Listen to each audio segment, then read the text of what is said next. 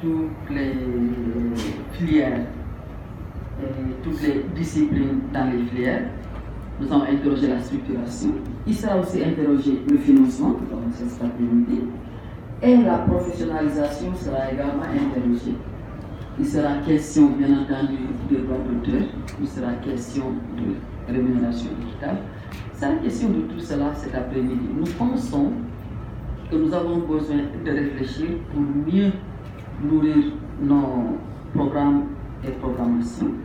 Et nous pensons qu'aussi un temps de réflexion pour une réelle introspection est importante pour pouvoir accompagner nos États, comme je disais tout à l'heure, dans la définition et la formulation des politiques culturelles de façon générale, mais aussi des stratégies de développement des filières.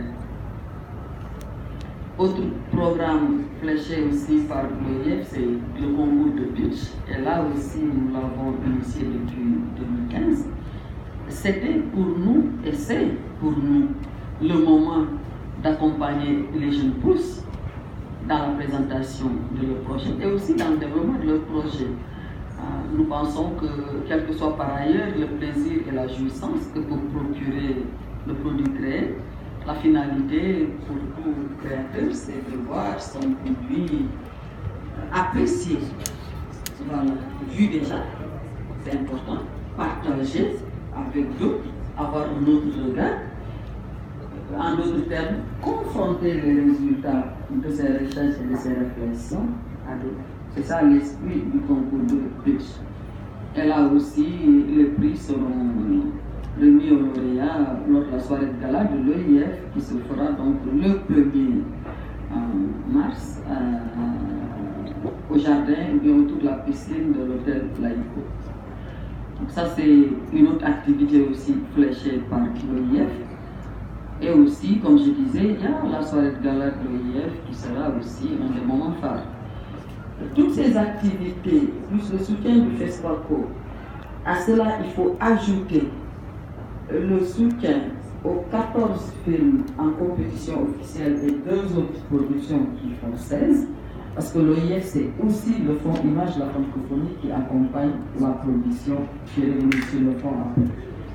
Tout ceci, on peut dire que la contribution de l'OIF quand même va vers les 500 000 € au total pour cette édition du FESPACO.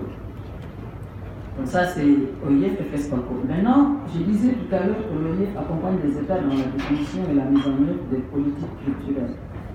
Ça aussi c'est un programme qui continue.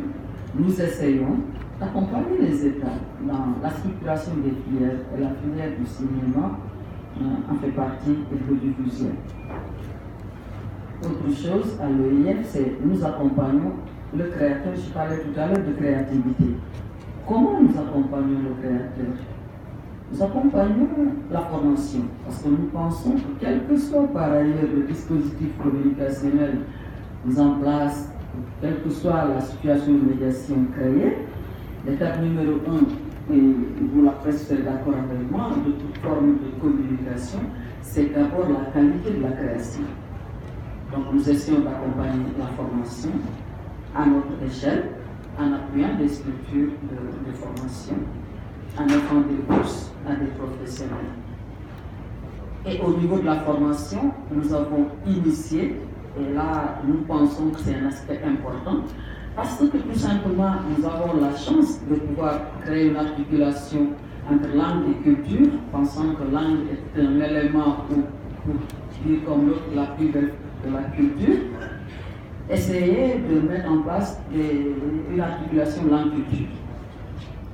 Pourquoi cette articulation? Parce que nous sommes direction depuis 3 ans de la langue française, de la culture et des diversités, pas seulement la direction de la culture, mais parce que aussi, dans un processus dialectique entre langue et culture, si la langue est un élément essentiel de la culture, elle n'en demeure pas moins un véhicule pour la promotion de la culture. Et la langue et la culture aussi est un outil de promotion de la langue, mais aussi utilise la langue comme outil de communication. Donc, l'un et l'autre sont indissociables.